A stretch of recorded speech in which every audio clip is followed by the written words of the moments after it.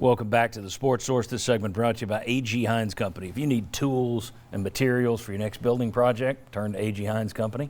If you want cutting-edge, cost-effective materials, turn to A.G. Hines Company. And if you need expert advice on how to use those tools and those materials in the smartest way possible, that's right, trust A.G. Hines Company. 100 years of proven value.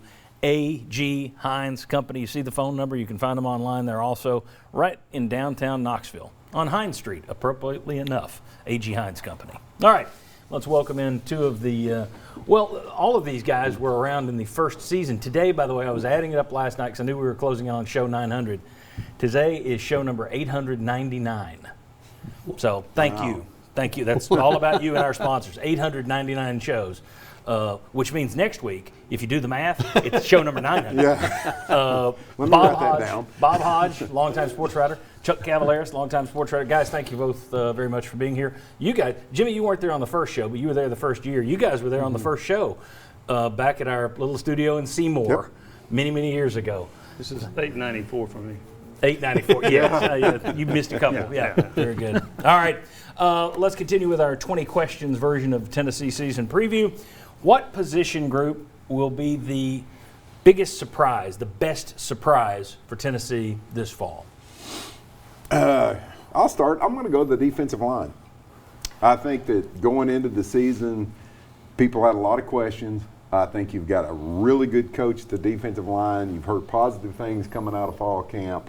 And so I think the defensive line moves from, we could be in trouble to, hey, maybe this is going to be something that our team we didn't expect coming in. I'll go defensive line, biggest surprise. And you're counting on Rodney Garner to kind of have a Tracy Rocker effect as well. Exactly. Yeah, okay. Defensive line for Bob Hodge. Jimmy, where are you going with the best surprise? Same thing. I had defensive line. And you mentioned Coach Rocker. I thought the defensive line under him was maybe one of the bigger overachieving groups a few years ago, and I just think coaching makes a big difference. They got zero coaching last year pretty much, right? You fire your defensive line coach 4 games in, and then your head coach takes over. But I think they have enough bodies there. I don't think there are any great players up there, but I think there are enough that could be effective, whether that's Bumpus or Butler or Solomon. And then I do think they're going to get help from some defensive ends, so I'm going to go defensive line. Chuck, I hope you're going somewhere else because after these two, defensive line is no longer a surprise. But what do you think the best surprise will be? Well, John, I like the offensive side of the ball. I think this offense to me is just set up for your wide receivers to look really, really good. And you've got some talent there. And it seemed like, again, we didn't feel like that young talent was developed. And the way that everything is predicated, even if you say this is run first, which we've heard Josh Heupel say, boy, I tell you what, a wide receiver has to be licking his chops to get out there in this offense. All right, very good. Let's turn it around. What position group figures to be the biggest headache all year long for this team? And I tell you what, we haven't started with Jimmy yet. Jimmy, what do you got? Who's your first headache? I've got 2, but here's what I'm going to go with, offensive line, because I think they have a pretty good idea who they're going to start right now. But I wouldn't be surprised to see this get juggled quite a bit. And they're going to have some injuries up front.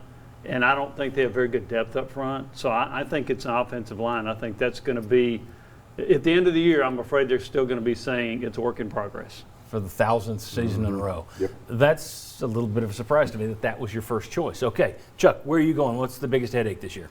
I still think you're looking at linebacker based on what you lost. I mean, and how you're replacing the leader of your linebacker. And you can say, well, it wasn't that great in coverage. You can say we didn't do this, we didn't do that. But you've got to put some people out there that know what they're doing. And I think that's going to be your big headache. And then if you have some injuries, what are you going to have? It's going to be interesting, by the way, that everybody knows this, but the Henry To'oTo'o at Alabama, in that last segment, we talked about coaching. When they went out looking for a new coach, I said, stop with the Jimmys and Joe stuff. Go get me somebody who knows X's and O's. Right. I'm a believer in that. They didn't have X's and O's last year. If To'oTo'o, who supposedly is looking really good at Alabama in camp this fall, if he goes down there and throws it down, boy, that's going to be damning on Pruitt and Niedermeyer and the clan that he had over there coaching. Bob Hodge, what's the biggest headache this year? I thought offensive line, but I say the offensive line's always everything, so I wasn't going to go there, and I thought linebackers too. I want to go with quarterbacks. Really? You think that's going to be the Because headache? here's the thing. I mean, Milton seems to have a world of potential, but he did struggle at Michigan. I think if you're going through, go back to your previous segment, if you're starting 2 guys or possibly 3 for any reason other than injury, then you've got a huge headache. That means that, okay, we don't have anybody here that can master this. So hopefully I'm proven wrong, but right now I'm going to say quarterbacks based on potential injuries and the fact that this offense is going to need somebody to take it and run with it. Okay. Maybe it's Milton. We'll see.